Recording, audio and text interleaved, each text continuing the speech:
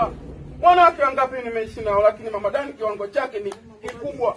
Alikuwa na mtindo wa kufanya hivi Mama Dani, akija roho anaiweka hivi na kwambia, "Mimi burudani naipata mimi huku, lakini mpaka ubongo kama unachavuka chavuka hivi." Mama Dani huyo. Halafu maziwa amenijaa, yani na uleta utamu ule maziwa kama nimemzaa mimi Mama Dani. Sijaona mwanamke kama Mama Dani. Mama Dani alinyanyua unyayo. Ayo unyanyua unyayo namna. Mama Dani anakuja mdogo mdogo hivi. Ananiambia mafix, unaniona? Nakwambia nakuona mke wangu. Unaniona? Nakuona mke wangu. Nani kama Mama Dani? Oho mafix.